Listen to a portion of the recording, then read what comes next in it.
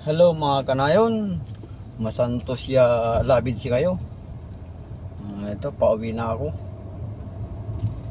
Dito na ako duman sa looban kasi napaka-traffic pagka sa main road.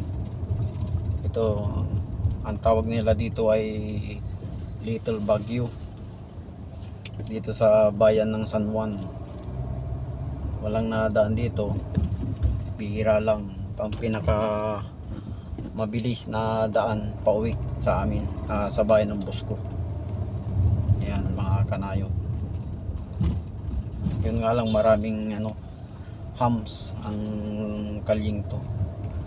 Madadaanan natin dito yung bahay ni ni matandang Marcos yung araw, yung bahay nila noon. Tuturo ko sa inyo mga kanayon kung daanan natin yung bahay ni Apo Lakay, si Marcos Senior. Dito yun mga kanayon eh. Lagi kong nadadaanan yun. Pero ang nakatira na ata dyan si Senador Amy. Pero nung nabubuhay pa si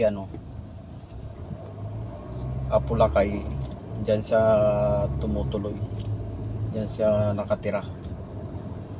Ito, malapit na tayo sa bahay nila. Bahay nila nung hanggang ngayon bahay pa nila. Kasi nakalagay sa harap yung mukha ni Senador Amy.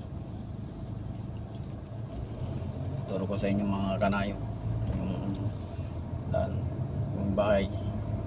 Napakadelikado dumaan dito sa lugar na to pagka alanganing oras na.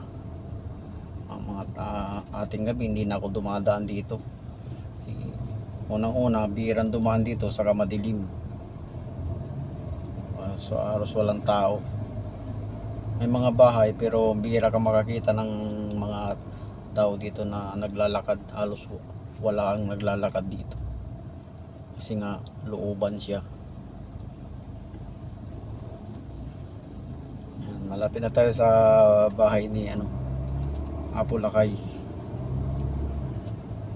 Yan, yung pag-angat na yan, dyan po siya nakatira. Yan, yung pagkaliwa niyan tayo diretso. Yang padiretso na yan. Yan po ang bahay nila ni matandang Marcos.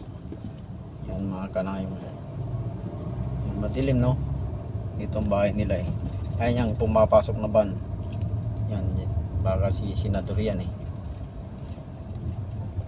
Yan, ito ang bahay nila mga kanayon. Turo ko sa inyo. Yan.